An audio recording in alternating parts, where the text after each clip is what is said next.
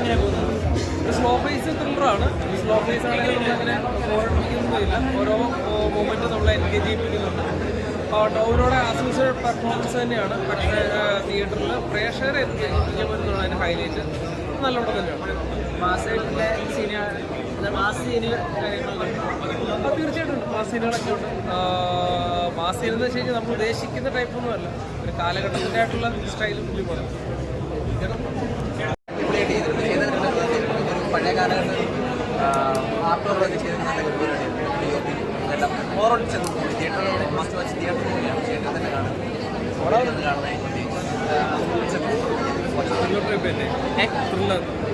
ത്രില്ലറാണ്, of course suspense ത്രില്ലറാണ്. നല്ല ഗംഭീരമായിട്ട് ചെയ്തു. ഈ അടുത്ത് നല്ലൊരു സിനിമ മലയാളത്തിൽ പറയുന്നത് അതിഗംഭീരമായിട്ടുള്ള ഡയറക്ഷൻ, പിന്നെ ടോവിയുടെ സൂപ്പറായിരിക്കും, എല്ലാം കൊണ്ടും കിടിലം മേക്കിംഗ്, തിയേറ്ററിൽ എക്സ്പീരിയൻസ്. നമ്മൾ പഴയ എന്താ പറയുക CBI ഡയറക്ടർ കഴിഞ്ഞിട്ട് മലയാളത്തിൽ ഇത്രയും നല്ലൊരു ഇൻവെസ്റ്റിഗേഷൻ ഒരിക്കലും നമ്മൾ പ്രതീക്ഷിച്ചില്ല. സൂപ്പർ വളരെ ത്രില്ലറാണ്, എന്നാൽ നല്ല ഇമോഷണൽ എലമെൻ്റ് ഉണ്ട്. എല്ലാം കൊണ്ടും കിടിലം പടം.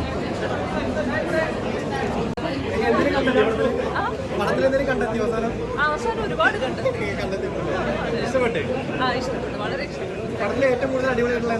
അടിപൊളിയായിട്ടുള്ളത് 2 ഇൻവെസ്റ്റിഗേഷൻസ് ഉണ്ട് എന്നുള്ള ഫാക്ടറാണ് ഇഷ്ടപ്പെട്ടത്. ഒരുപാട് നല്ല നല്ല ലൊക്കേഷൻസും ഇതുവരെ കാണാത്ത ഒരുപാട് ഫാക്ടേഴ്സ് ഈ സിനിമയിലുണ്ട്. എല്ലാവരും സിനിമയിൽ തിയേറ്ററിൽ കാണുക. എനിക്കിഷ്ടമായി.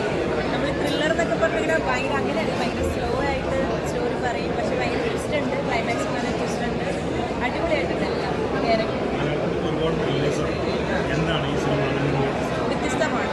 നമ്മൾക്കങ്ങനെ ത്രില്ലർ അങ്ങനെയല്ല, നമ്മൾക്കിങ്ങനെ ആ പടം കാണുമ്പോഴാണ് ഭയങ്കര സ്ലോ ആയിട്ട് പറഞ്ഞു നോക്കിയിട്ട് വരികേണ്ട ഒരു ഭയങ്കര ട്വിസ്റ്റാണ്. നന്നായിട്ടുണ്ട്.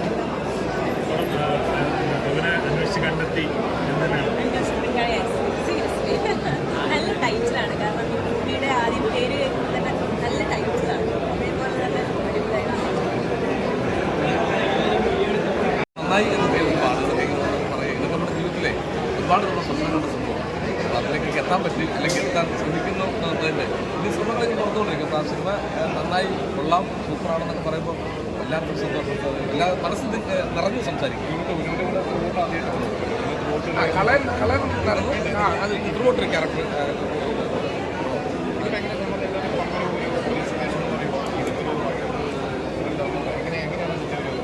ഇത് ഒരു ഭയങ്കര രസകരമായി തന്നെ പോയി. നമുക്ക് എനിക്ക് പടത്തിൻ്റെ ഒരു 5-10 മിനിറ്റ് എനിക്കൊന്നും ഞാൻ സിനിമയിലാണ് കാണുന്നത്.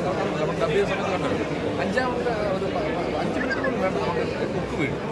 ഒരു ക്യൂരിയോസിറ്റിയോടെ ഞാൻ വൈഫും പോകുന്നുണ്ട്. അപ്പോൾ അത് ഞാൻ ഇപ്പം തന്നെ നമുക്കൊരു ഇതായില്ലേ ചോദിച്ചേക്കാം എന്താകും എന്താ. പിന്നെ ഇതിനെ വല്ലാതെ മാസ് എൻട്രികളോ അല്ലെങ്കിൽ വന്ന് പടം വെടിയും പടമോ തോന്നുന്നുണ്ട് നമ്മളതിനകത്ത് വരുന്നത് സാധാരണ ശരിക്കും നമ്മൾ പറയുന്നത് ഈ മറ്റ് അതിനകത്ത് മോശമെന്ന് പറഞ്ഞാൽ അങ്ങനല്ല.